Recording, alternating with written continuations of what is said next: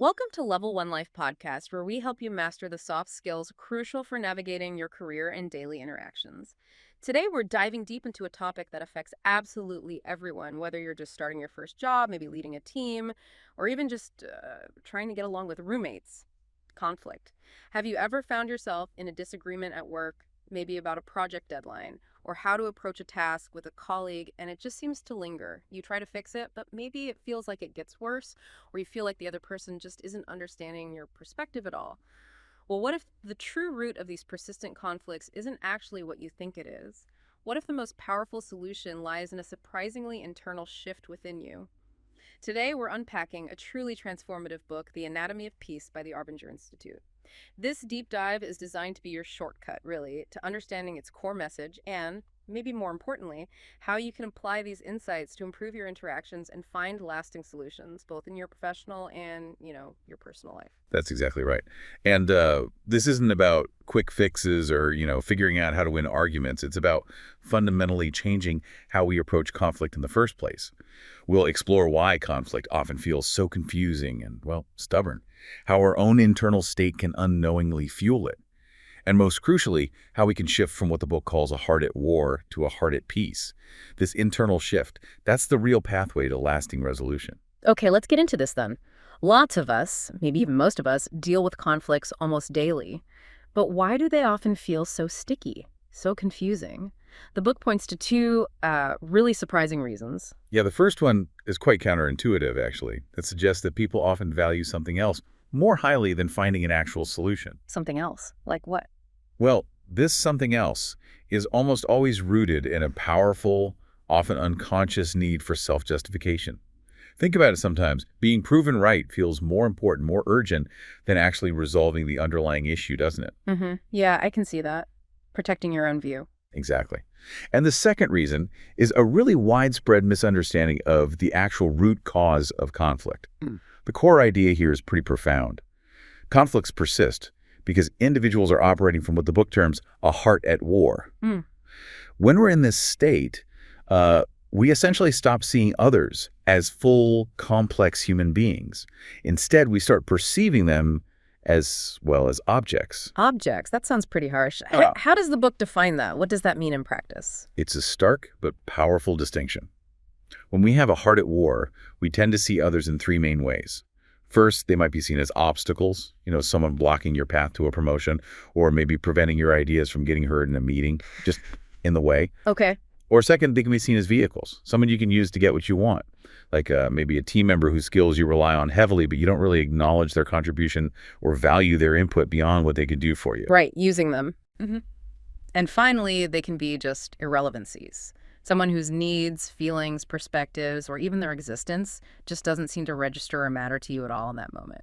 So if I'm trying to picture this object idea in, say, my first job, imagine scrambling to finish a big project, deadline looming, seeing my colleagues as just obstacles because they're using the printer I need, or maybe just vehicles to dump tasks onto without really checking in.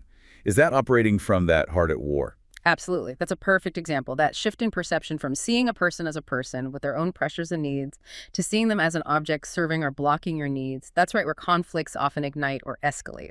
And the process that actually leads us into this heart at war, into being in the box, as the book calls it, that process is called self-betrayal. Self-betray. Okay, what's that about? Well, self-betrayal happens whenever we act contrary to our own inner sense of what's right or appropriate in a situation. It's that quiet gut feeling, maybe that little voice inside that suggests, hey, maybe you should help Bob with that report, or you should probably apologize for snapping, or just take a moment to really listen here. But instead, you choose to ignore it. You walk past Bob, you hold on to your annoyance, you interrupt. That moment of ignoring your own sense of rightness, that's self-betrayal. And what happens then? When we betray that inner sense, does something shift? Oh, absolutely. The moment we betray that inner sense, it immediately creates this powerful need within us to be justified for having done so. And to get that justification, our perception of everything starts to twist. Suddenly, we might see ourselves as the victim or overworked or misunderstood. We might start seeing the other person as the problem, lazy, incompetent, inconsiderate. The whole situation gets distorted to make our self-betrayal feel okay, feel necessary even. And this self-justification then manifests in various mental frameworks the book calls boxes, or more specifically, carry boxes. Ah, okay, the boxes. This sounds like where it gets really practical, especially for navigating those early career challenges. These carry boxes, they're like the stories we tell ourselves to make sense of why we're feeling defensive or blaming someone else. Exactly. They are the specific ways we frame the world to justify our heart being at war.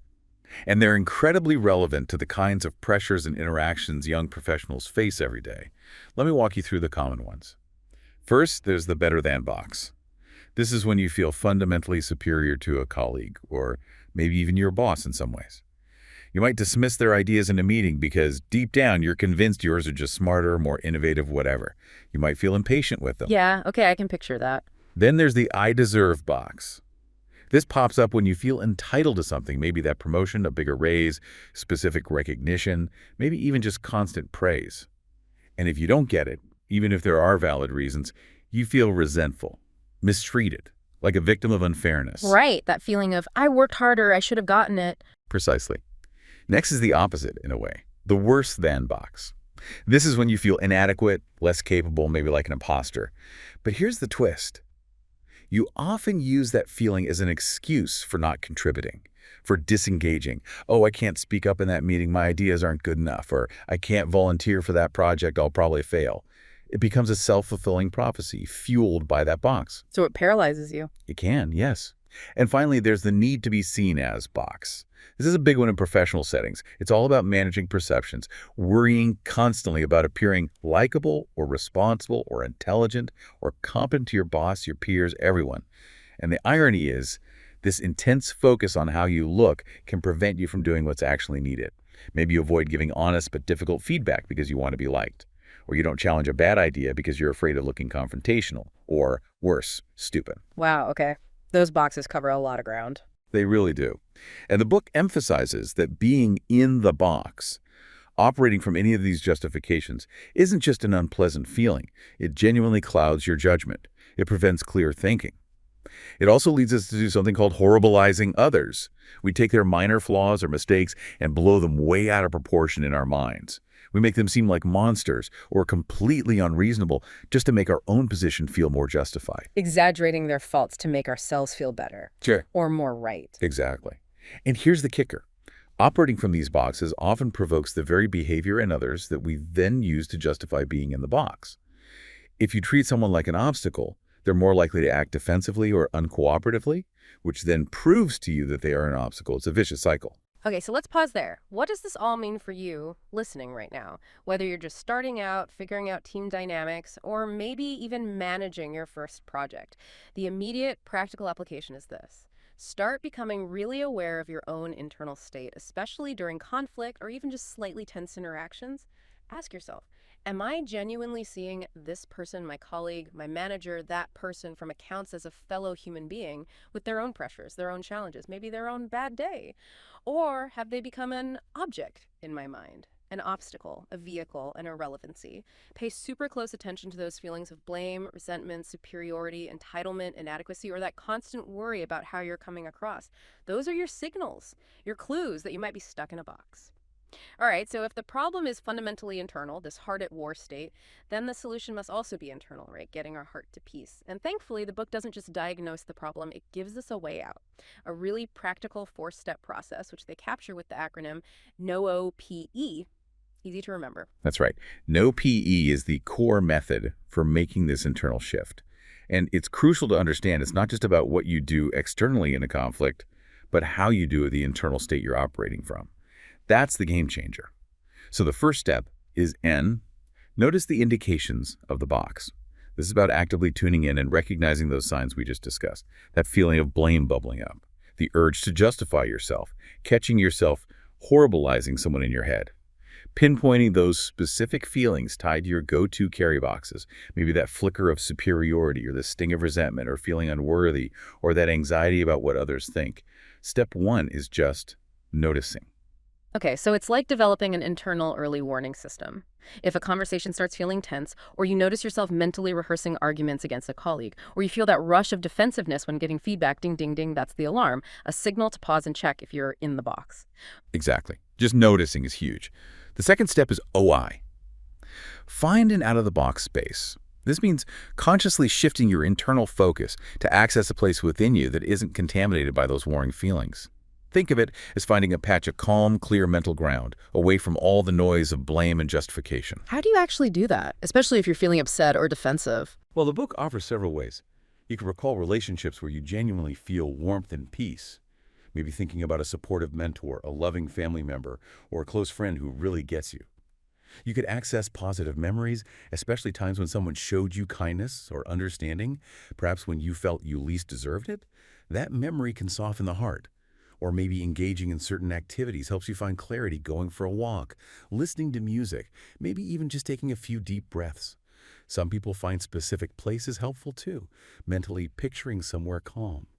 And crucially, this step also involves what the book calls taking off one's shoes. It's a metaphor for trying to step into the other person's reality, to imagine their burdens and hardships.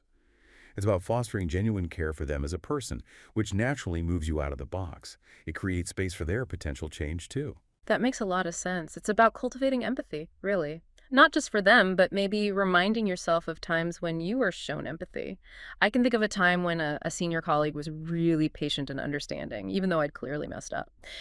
Remembering that feeling helps create that space, I guess, both for myself and how I see the other person. Precisely.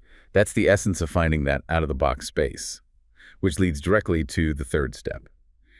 Ponder the situation anew. Now, from this calmer, clearer, more empathetic internal space, you look at the situation again, but this time you ask different kinds of questions, humanizing questions. Not questions like, why are they being so difficult? Right. You're moving away from blame. Instead, you ask things like, what might this person's challenges be right now? What burdens are they carrying that I might not be seeing? What pressures are they under? And then, really importantly, you turn the lens back on yourself. How might I, or maybe my team, or my way of being, be contributing to their difficulties? And finally, you listen inwardly. Given all this, what do I feel I should do now? What action feels right to take to genuinely help or improve things, rather than just win or be right? Asking these questions helps you see their humanity, acknowledge your potential part in the problem, and frees you from that compulsive need for self-justification. Okay, so notice the box signs, find that calm space, ponder it differently. What's the last step? The final step is E, execute or act upon what has been discovered. And this is arguably the most critical step for actually staying out of the box. You must act on that renewed perspective, that feeling of wanting to help or connect that arose during the ponder step. You have to respond to their humanity with your actions. So doing something tangible. Yes, immediately, if possible. It doesn't have to be huge. It could be offering a simple, genuine apology for your part in a misunderstanding. It could be taking responsibility for a task you dropped the ball on. It might mean deciding to really listen in the next team meeting instead of just waiting for your turn to talk. Or following through on a promise you made to a colleague. Or maybe even suggesting a rethink of a project approach based on your new, clearer understanding of everyone's needs. The key is action. I get that. Because a shift in thinking or feeling that doesn't actually change your behavior, well, it hasn't really changed anything, has it? It's like having a great idea for improving a workflow but never actually suggesting it or trying it out. The insight only lands when it leads to doing something different. Exactly. Action cements the shift out of the box. This is really helpful for specific conflicts, but what about creating an environment, say, in your team or even just in your daily interactions where things simply go right more often, where conflict doesn't even get started as much? Does the book speak to that? It absolutely does. It introduces another really powerful framework called the influence pyramid. And the core message of this pyramid is incredibly relevant for anyone wanting to be more effective, especially young professionals trying to build positive working relationships. It essentially says, prioritize helping things go right, far more than just correcting things that are going wrong. It's about shifting from a reactive problem-fixing mode to a proactive relationship-building mode. Okay, a pyramid, so there are levels. Yes, 6 levels. And the key insight is that the vast majority of your time, energy, and focus should be spent on the lower, more foundational levels. Let's walk through them quickly, starting from the bottom, the absolute base. Level 1, get out of the box, obtain a heart at peace. This is the bedrock. Everything else rests on this. Your effectiveness at every other level depends entirely on whether you're operating from peace or war internally. If you're in the box, none of the higher levels will work properly. So that internal state is step 1 for everything else? Everything. Level 2, build the relationship. This is about actively investing time and genuine effort in strengthening connections with your colleagues, your manager, your team members, getting to know them as people, understanding their goals, showing you care beyond just the tasks at hand. Level 3, listen and learn. Not just waiting to speak, but actively seeking to understand others' perspectives, their concerns, their ideas, their struggles. Being genuinely curious and open to learning from them, even if you disagree initially. Okay, build relationships, listen and learn. What's next? Level 4, teach and communicate. This is where you share your perspective, explain things clearly, provide information, maybe guide or mentor someone. And this is critical explosive, effective teaching and communication must be built on the foundation of having listened well and having built a decent relationship first. Otherwise, it often comes across as lecturing or criticism. So you can't just jump to teaching without the groundwork. Not effectively, no. Then, only after all that, comes level 5. Correct. This is where you address problems, give constructive feedback, point out errors, set boundaries. Notice how high up it is. It's often ineffective and can even damage relationships if you haven't put effort into the lower levels first. And the very top. Level 6, the pinnacle. Hold accountable discipline. This involves formal consequences, disciplinary actions, maybe even ending a working relationship. It's the most drastic level, and the book argues it's almost always ineffective and potentially harmful if the lower levels haven't been consistently and genuinely applied over time. Wow. Okay, I can really see that. It's like trying to fix a leaky faucet. That's correction, right? Without understanding the whole plumbing system, the water pressure, the condition of the pipes, which is like the relationships and the listening. It makes so much more sense to build and maintain the whole system properly from the ground up. That's a great analogy. Mm-hmm. And the pyramid gives you a clear path if something isn't working. If you're finding that your attempts at correction level 5 with a teammate aren't landing or maybe making things worse, the solution isn't to correct harder. Exactly. The solution is always found by going down the pyramid. You need to ask, have I really invested in the relationship? Level 2. Am I truly listening and understanding their perspective? Level 3. Or most fundamentally, am I myself stuck in a box about this person or situation? Level 1. Often the answer lies deeper. And this really brings us back to the core conclusion of the anatomy of peace. True, lasting solutions to outward conflicts and your overall effectiveness in influencing situations for the better depend almost entirely on the peace you establish within yourself. Your fundamental way of being, whether your heart is generally at peace or generally at war, is the primary determinant of your success in interactions. That internal shift is the biggest lever you have. So let's bring this home. For everyone listening, especially those navigating the complexities of a new job or early career phase, how do you actually apply these really profound insights from the Anatomy of Peace starting like tomorrow? What are the key action steps? Okay, let's boil it down to a few key practical takeaways. First, practice continuous self-awareness. Make it a habit to check in with yourself. Regularly scan your internal state for those signs of being in the box. Am I blaming? Am I justifying? Am I feeling that better than twinge towards a coworker or that I deserve entitlement about a task or recognition? Catching those feelings, resentment, superiority, inadequacy, needing approval, that's step 1. Be your own internal observer. Exactly. Second, consciously get out of the box. Don't just notice you're in it. Actively use the NOPE process.